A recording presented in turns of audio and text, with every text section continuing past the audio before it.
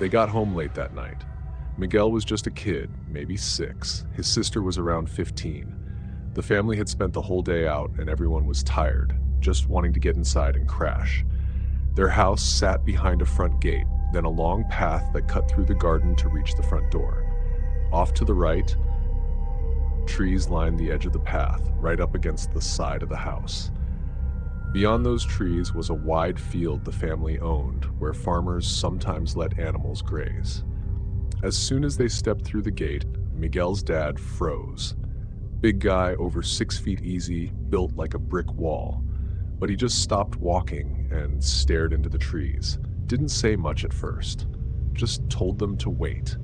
His eyes didn't leave the trees, not for a second. Then, like he was trying to protect them, he started walking down the path, slow, focused, still staring into the trees like he was expecting something to jump out.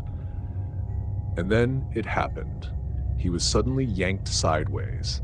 His body slammed against the house hard enough to rattle the windows. Something had its hand around his throat. No one saw what it was, just a hand, lifting him off the ground like he weighed nothing. His feet weren't even touching the dirt anymore. Miguel, his sister, his mom, they just stood there at the gate, frozen, helpless, watching his face turn purple. And then, just like that, he dropped to the ground, gasping for air. His face slowly came back to color. He never once looked at them. He just kept staring into those damn trees. That night never left them, and things only got weirder from there. Miguel grew up with a bunch of cousins. One was just a few months younger. That kid had a weird habit when they were little. He'd vanish for a half hour, come back like nothing happened. He never left the house, so everyone figured he was off playing by himself somewhere. Until one day his mom asked him, "Where were you?" And he said it straight-faced like it was no big deal. "I was playing with the red-headed boy." Silence. No one in the family had red hair. Not a soul. It brought back another memory. Miguel sitting in the hallway with the other boys, rolling a toy car down the floor. They'd push it, and the car would roll back, like someone was there, sending it back to them. But nobody was. That hallway was empty. It didn't stop there. One day, Miguel's parents were setting up for a party. Relatives were out running errands. Miguel was with his sister. A friend came by to help set up. Everything was fine until he asked where the bathroom was. A few minutes later, he came back looking pale. He asked, "Are people showing up already?" Miguel's mom said no. No one was here yet. Then the guy said, "There's a woman in the kitchen, long hair, white dress. I thought she was one of your sisters, but she looks sick, like really sick." His mom told him straight up, no one was in the kitchen. He left shortly after and never came back.